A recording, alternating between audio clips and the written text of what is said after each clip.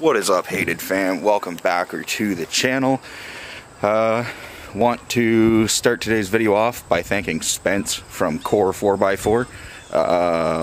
This video is in fact sponsored by Core 4x4. So for all of your suspension needs as far as control arms goes with nice powder coating, make sure you hit him up. I'll leave a link in the description below for the exact products that it is that I have here. So let's take a look and see what we got. So Spence hooked us up with a full set of Tier 4, powder coated in red, obviously. Tier 4 rear control arms. These ones here, these guys are the lowers. Shorter ones here are the uppers. And what they are going to replace, if you can see it, is this guy here and that guy there. As you can see just from looking at it, I mean, those are pretty small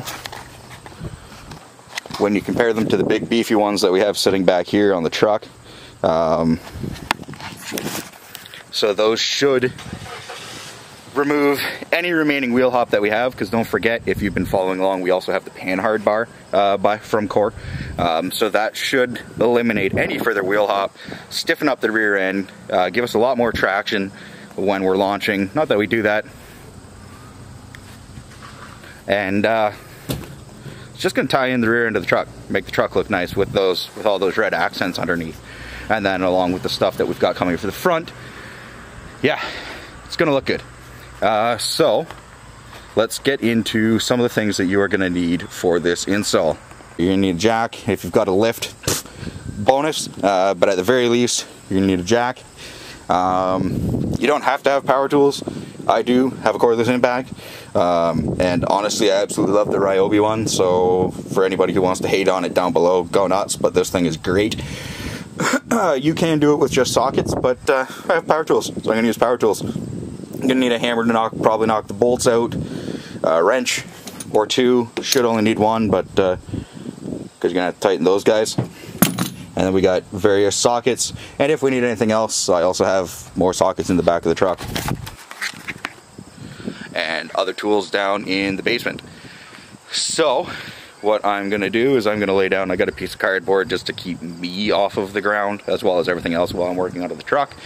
Lay down some cardboard. Then we're going to set you guys down under the truck and we're going to get into this install. Okay, so you're going to need to take off this bolt here, and then there's another one way at the back that you're going to need to take off. Both of them are 21 mil bolts, just so that you guys know. And this is where having the power tools does come in handy, but again, you don't have to have them.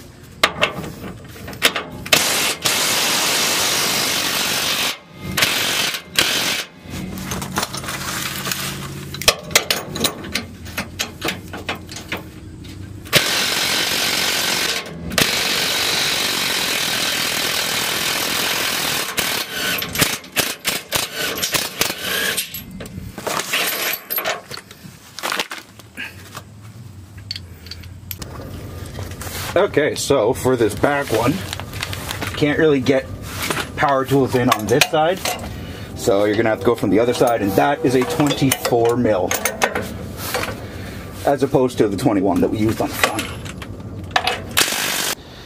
Okay, so side by side, there's your two control arms, and then all we had to do to set the length for this one is just put each of the bolts in the ends of the factory one there, and then just line it up, loosen this, twist that out, and then yeah, we've got that all adjusted to size. So now we just have to tighten it down. Okay, so now that you've got everything aligned, all you're going to do is you're just going to take your wrench,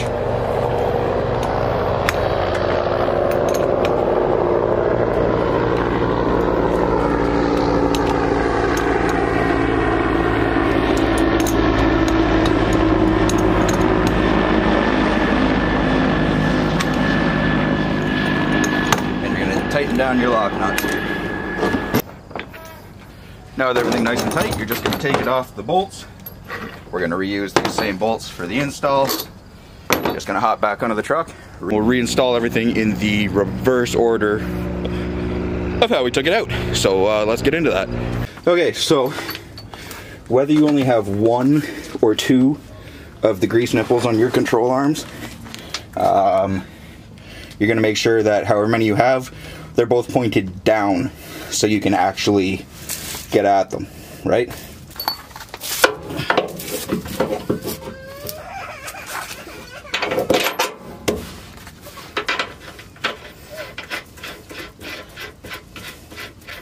Alright, we're not going to tighten this one down all the way, simply because we still have to get the back.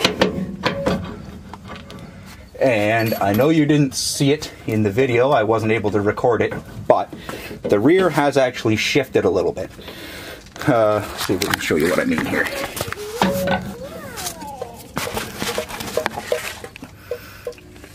So the holes don't line up.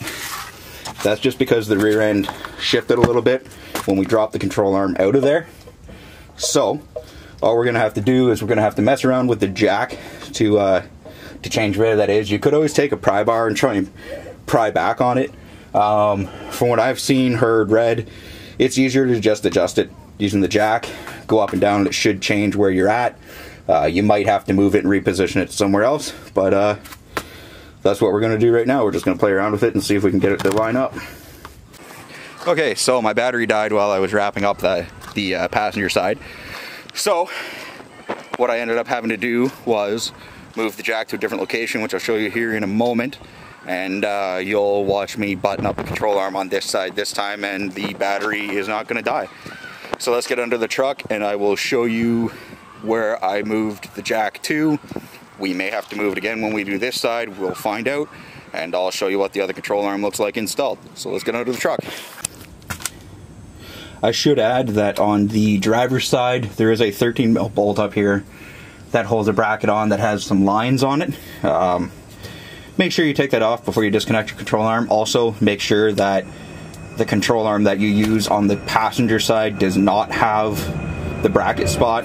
Looking at them, you'll know exactly what it is that I'm referring to. You can't miss it.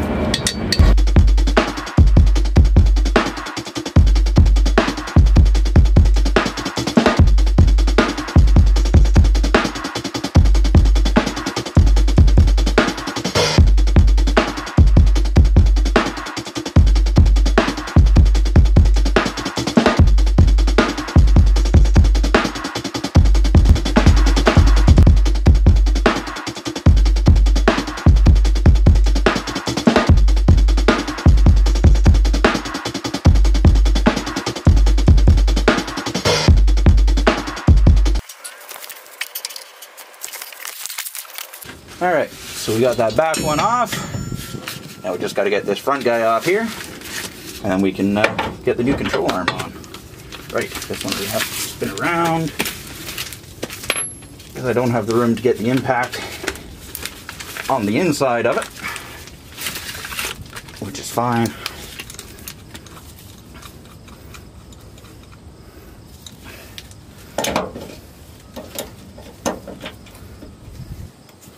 Set our wrench to 24,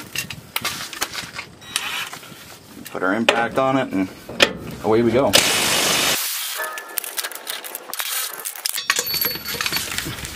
Just like that, the last factory control arm's out. So here's the little tab that I was talking about right there. The new control arm will also have it. So yeah, just make sure that you put that on the driver's side and that little nub's facing out. Same thing, the grease nipples are going to be facing down. I'm going to get out, I'm going to line this all up, and I'll be right back to get the new one installed. Alright, so same thing. I'm going to put the nut on there, but don't tighten it down all the way, just for any adjustments you may have to do back and forth to get this rear piece in.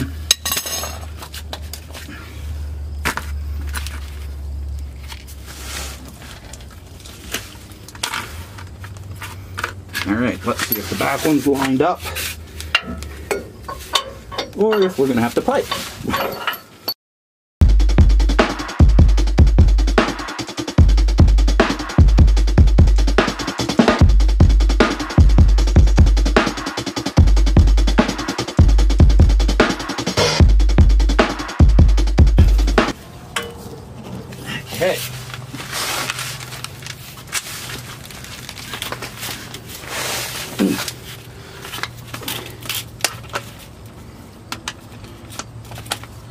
So now that we have that buttoned up, I'll just fucking put you up a little bit. There we go.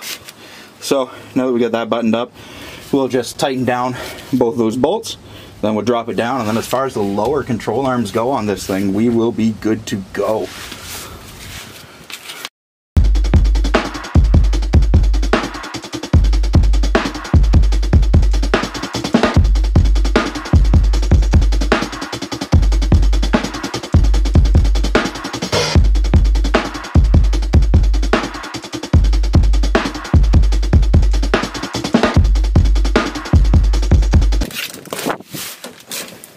Make sure we get that bracket screwed back on.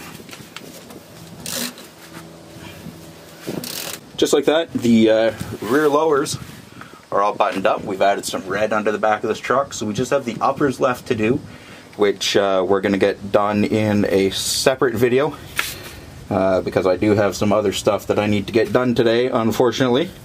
So we'll get out from under here, we'll give you a quick look at what we got done, and yeah, that'll probably be it for this video. Oh, I should mention, you do need to make sure that you torque these down. I believe the factory torque spec is 190.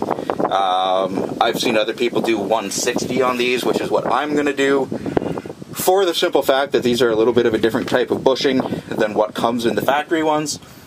These ones need a little bit more movement in them, so we're going to work accordingly to that. So again, let's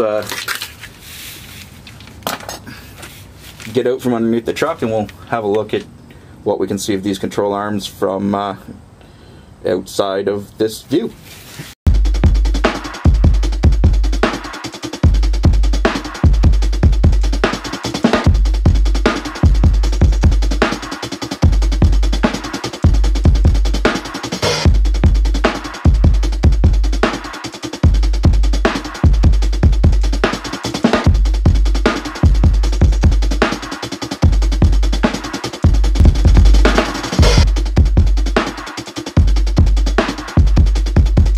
So there you go, that wraps up the rear lower control arm install from Core 4x4. Stick around and we will get the uppers installed. Again, we're just not doing it today because I do have some other stuff I need to do, so I've run out of time. But as always, make sure if you like this video, you give it a thumbs up, drop a comment down below if you want to see more stuff like this. Make sure you check out Core 4x4 for your control arm needs and whatnot. Again, huge thank you to Spence for sending these out to me. That was amazing of him to do. Can't wait to actually get some use out of these and put them to the test and give you guys a solid review of how I think they really perform. Again, thank you for sticking around. Make sure you smash that subscribe button. We'll catch you in the next one. Peace.